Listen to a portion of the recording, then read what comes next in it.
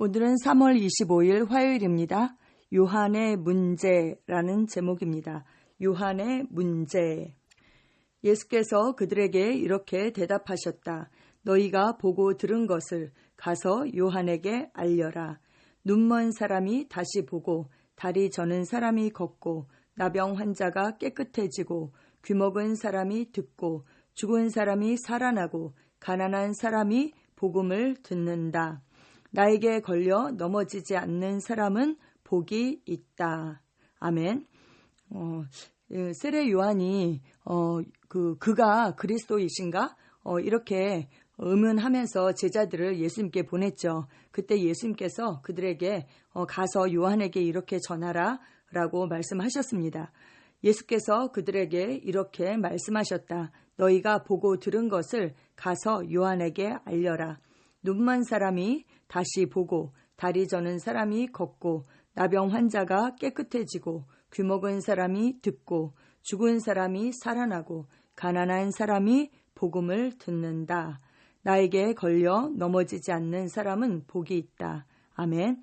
우리가 이 내용을 들을 때에 정말 예수님께서 그리스도께서 그 기름 부음으로 이렇게 기적을 일으키시는 그런 사역을 하셨구나. 우리가 여기 기적에다가 포커스를 맞출 수 있지만 사실 여기의 중심은 바로 사람들을 향한 그 하나님의 긍휼하심, 그 긍휼히 여기심, 거기에 포커스가 있는 것이죠. 예수님은 그 하나님의 마음을 가서 전해라 이렇게 말씀하신 것입니다. 침례자 요한은 선지자 요나와 엘리야와 비슷한 문제를 가지고 있었습니다. 그는 심판의 불을 선포하였습니다. 요한이 세례받으러 나오는 그 무리들에게 이렇게 얘기했습니다. 독사의 자식들아, 누가 너희에게 닥쳐올 진노를 피하라고 일러주더냐. 도끼를 이미 나무 뿌리에 갖다 놓으셨다. 그러므로 좋은 열매를 맺지 않는 나무는 다 찍어서 불 속에 던지신다. 그는 자기의 타작마당을 깨끗이 하려고 손에 키를 들었으니 알곡은 곳간에 모아들이고 쭉정이는 꺼지지 않는 불에 태우실 것이요. 이렇게 누가복음 3장 7절, 9절, 17절에 말씀하셨습니다. 요한이 이렇게 불의 심판에 대해서 좋은 열매를 맺지 않는 나무는 다 찍어서 불 속에 던질 거다. 이렇게 불의 심판에 대해서 얘기했죠. 그런데 또 그 누가복음 3장 18절에 보면 누가가 요한은 그 밖에도 많은 일을 권면하면서 백성에게 기쁜 소식을 전하였다라고 누가복음 3장 18절에 말씀하고 있습니다. 불의 심판을 얘기했는데 또 기쁜 소식을 전하였다. 덧붙인 것이 불의 엘리야가 한 설교와 너무 비슷하다는 것은 정말 역설적입니다. 어떻게 이 지옥불과 기쁜 소식이 같은가요? 나중에 요한은 예수님께서 일하시는 것을 보고 어떤 불타는 심판도 떨어지지 않는 것을 보았습니다. 그는 사람을 보내서 자신이 그 예수님을 메시아로 잘못 알아보지는 않았는지, 그가 진짜 메시아인지 그것을 예수님께 물었습니다. 그때 예수님은 병들고 죽어가는 사람들 가운데 있는 하나님의 그 긍휼하심을 묘사하라고 제자들에게 말씀하시면서 그들을 돌려보내셨습니다. 그러면서 덧붙이신 말씀이 누가복음 7장 23절에 나에게 걸려 넘어지지 않는 사람은 복이 있다. 이렇게 말씀하셨습니다. 여러분, 우리가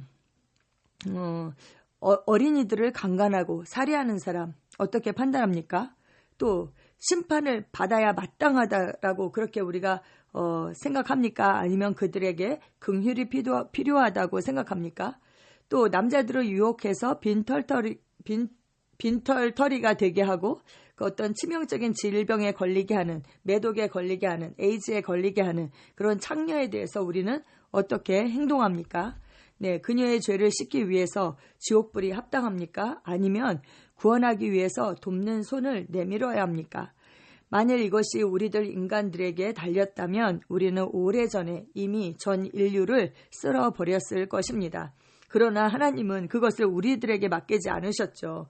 우리들에게 맡기지 않으시고 하나님의 그 자비하심과 사랑으로 우리를 대하셨습니다. 하나님은 끊임없이 우리 인간들을 사랑하시며 세대를 이어서 우리들에게 그분의 동정심과 긍휼하심을 쏟아 부으셨습니다. 복음 전도자들의 심령에 감동을 주셔서 어둡고 더러운 세상, 바로 당신과 나의 세상으로 복음의 빛을 비추신 분이 바로 하나님이십니다. 아멘, 아멘. 어제도 제가 말씀드렸지만 이 세상에는 구원받은 자와 구원이 필요한 자, 구원받을 자, 두 가지 종류의 사람만 있는 것이죠. 제가 이번에 어느 그 집회에 가서 그런 얘기를 들었어요. 사람들이 막 이재명에 대해서 또 이제 막 그 어떤 당에 대해서 민주당에 대해서 막 이렇게 욕을 하는데 어떤 한 선교사님이 딱 가로막으면서 그들도 복음이 필요한 자들입니다. 긍휼히 여기고 우리가 기도해야 합니다. 알지 못해서 그럽니다. 이렇게 말씀하셨다는 거예요.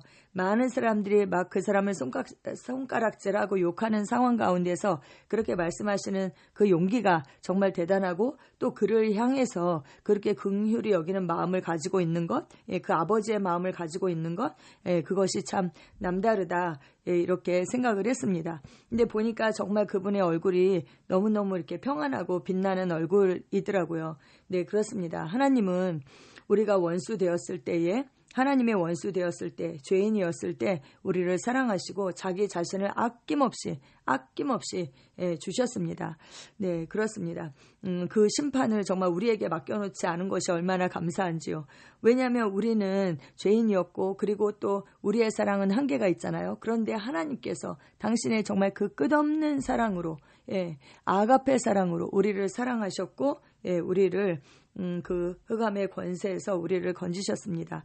네, 우리도 예전에는 그 죄인의 자리에 있던 자들이었고 그리고 바로 그 마귀의 본성을 따라서 행했던 자들이었습니다. 조금 뭐 더하고 덜하고 그 차이는 있을 수 있지만 우리가 그 마귀의 본성을 따르는 자들이었다면 우리가 갈 곳은 정해져 있는 것이죠. 예, 하나님의 생명이 없는 그런 자들이었죠. 죄의 삭은 사망이기 때문에 우리가 지옥에 갈 수밖에 없는 정말 불 속에 던져질 수밖에 없는 그런 자들이었지만 우리에게 기쁜 소식이 왔고 우리는 그 기쁜 소식을 믿고 예수님을 영접하여서 그 흑암의 권세에서 건진 바 되어서 하나님의 사랑의 아들의 나라로 옮긴 바 되었습니다. 할렐루야. 우리가 그렇게 옮겨짐을 당한 것처럼 우리도 이 복음을 전하고 그 영혼을 이겨오는 그 삶을 살아야 하겠습니다.